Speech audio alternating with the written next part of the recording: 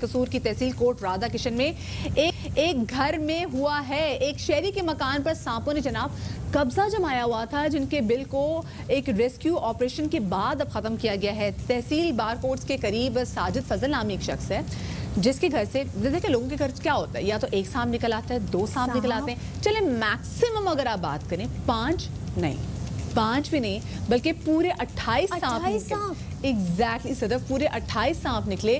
और सांप घर के बेसिकली वॉशरूम में और जैसे मोलिका जो सीवरेज की जो लाइन थी ना, वहां पे इन्होंने अपना घर बनाया हुआ था, डेरा जमाया हुआ था। तो फजल साहब का घर नहर के किनारे वाक़ है, जिससे ये इम्कान जाहिर किया जा रहा है कि ये 1 से लेके जो 4.5 फुट तक के लंबे सांप जो उनके घर से निकले हैं ना, ये सांप वहीं से उनके घर में दाखिल हुए थे। और जाहिर है ये कैसे पता चला? रेस्क्यू 1122 की टीम ने इत्तला मिलने के बाद यहाँ पर ऑपरेशन किया। फजल साहब के घर से सांपों के बिल को खत्म गया है।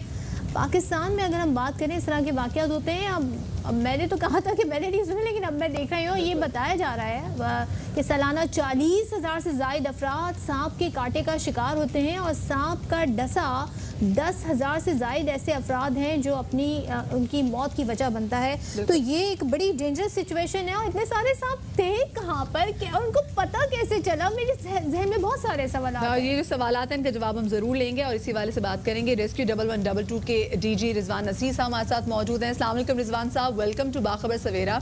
रिजवान साहब, इस वाक़े से पहले हमने देखा है पंजाब में कि किस तरीके से जो 1122 के जो एहलकार हैं कितने एफिशिएंटली काम कर रहे होते हैं, लोगों की जानें बचा रहे होते हैं। ये तो बहुत डिफरेंट नौयत का जो वाक़या हमारे सामने आया है। और क्या आपको भी पता था कि कभी आपके दायरा इस तरीके से भी लोगों को रेस्क्यू करेगा? नहीं, जब हमने रेस्क्यू 1122 का आगाज़ किया 2004 में तो हमने कभी ये सोचा नहीं था। लेकिन आप सोचें कि पहले हम हादसात पे जाते थे, ट्रैफिक एक्सीडेंट्स होते थे वहाँ पे लोगों की मदद का कोई निज़ाम नहीं था, लोग घबराते थे मेडिको लीगल केसेस की वजह से मरीजों को उठाते हुए। हमने वो शुरू किया, फिर मेडिकल एमरजेंसीज को शुरू किया।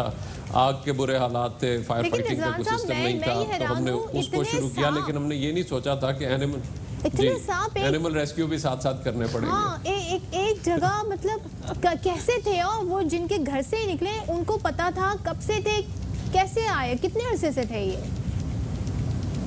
जी, ये छोटे स्नेक्स वो देखते थे और उनके ये जिस वक्त उन्होंने वहाँ पे वो देखा है कि वहाँ पे जब सांप निकलने शुरू किए, उन्होंने फ़ौरन हमें कॉल की है। कल 8:30 बजे कसूर ज़िले में हमें कॉल रिसीव हुई। वहाँ पे फिर कोट राधा किशन की ये कॉल थी। हमारी टीम ने वहाँ पे जो है रिस्पॉन्ड किया तो वहाँ पे पहले 1-2 सांप निकले। फिर जिस वक्त उन्होंने उसको एक्सप्लोर करना शुरू किया तो तकरीबन 28 जो है 28 स्नेक्स जो हैं वो 2 से 5 फुट के दरमियान थे, जो कि उन्होंने उनको फिर रेस्क्यू किया। तो मैं जब डेटा देख रहा था 2019 का, तो ना सिर्फ ये तो 28 सांप इस इंसिडेंट से निकले, बट डेली ही किसी ना किसी ज़िले में हमें कुछ डिफरेंट स्नेक की इमरजेंसीज आती हैं जिसमें किसी के घर में या कहीं पे सांप निकल आता है और वो पैनिक और फियर में हमें कॉल करते हैं, तो उन्हें जाके हमें जो है वो रेस्क्यू करना पड़ता है। अच्छा रिजवान साहब, अगर मुख्तलिफ ममालिक की एग्जाम्पल अपने सामने रखें तो हम देखते हैं वहाँ पे डिफरेंट महकमे होते हैं जंगली हयात के हवाले से, जिनके प्रोटेक्शन के हवाले से वो इस तरह के तमाम तर काम कर रहे होते हैं। फिर वो उनको पकड़ते हैं और जो उनकी मतलूबा जो भी जगह होती है जहाँ पर वो ज़्यादा सेफ होते हैं जानवर, उनको वहाँ पर छोड़ आते हैं। आप लोगों ने क्या फिर अपनी जो टीम है उनकी इस हवाले से तरबियत भी करना शुरू कर दी है? क्योंकि जैसे भी आपने बोला कि ये आज का वाक़या नहीं है, ऐसे काफ़ी वाक़यात तवातुर से रिपोर्ट होते रहते हैं। साथ में ये भी बताइएगा ज़रूर कि क्या ये सर्च ऑपरेशन जो भी सांपों के हवाले से किया गया था वो इस घर तक ही रहा या इलाके में बाकी घरों में भी आप लोगों को डर है कि कुछ ऐसा हो सकता है? ये जो पर्टिकुलर इंसिडेंट है इसमें हमने जब देखा तो वो जो ड्रेन उनकी जा रही थी नहर तक, उसमें ये बेसिकली सारे थे। तो फिर हमें सारी ड्रेन को ओपन करके और वहाँ से फिर हमें सारे इन जो 28 स्नेक्स थे उनको पकड़ना पड़ा। ये 2 से 5 फुट के दरमियान थे, उनको फिर हमने बाकायदा पकड़ा। हमने लोगों को अपनी टीम को साथ ट्रेनिंग दी है, उनको स्नेक कैचर्स दिए हुए ताकि वो ऐसी सूरत हाल में स्नेक्स को पकड़ सके। और पकड़ने के बाद फिर हमने सफारी पार्क को जो है वो हैंड ओवर कर दिया। सही, ठीक है जी जी, बहुत शुक्रिया जी। हम ये देख रहे थे कि सिर्फ जो वाक़े थे हमारे, मैं इंसिडेंट्स अगर देख रहा था तकरीबन 9,957 हमने एनिमल रेस्क्यू ऑपरेशंस परफॉर्म किए, जिसमें ऑलमोस्ट 10,000। आप अंदाज़ा कर सकती हैं ये कितना बड़ा एक नंबर है, जिसमें ना सिर्फ सांप पकड़ने के बल्कि सैकड़ों में नहीं, का जो काट जाते हैं उनके फिर उसके बाद जो है आपके जानवर कई बार कुएं में गिर जाते हैं, जहाँ पे भैंसों को निकाला है उनको, तो आप इससे अंदाजा कर सकती हैं कि ठीक है, ये बट हम तो सोचते हैं कि अगर हम नहीं करेंगे तो और कौन करेगा। बस एक चीज जल्दी से मैं आपसे मैं पूछना इसमें चाहूंगी। चंद चीजें आपको जरूर कहता चलूं जो मैं आपसे आपकी वहां पे कहना चाहूंगा जी जी कि सांप का जब कांटा हुआ जो ज्यादातर डेथ्स होती हैं वो लोग एक पैनिक में, एक fear में जो है वो उसी फियर की वजह से डेथ हो जाती है। जी जी। यहाँ पे मैं खास तौर पे चंद चीजों की हदायत जरूर देना चाहूंगा कि ज्यादातर जो सांप है वो पॉइजनस नहीं होते, सिर्फ एस्टिमेटेड कोई 7% के करीब है जो कि पॉइजनस होते हैं। तो ऐसी सूरत हाल में एक तो मैं सब लोगों को कहूंगा कि पैनिक और फियर ना करें,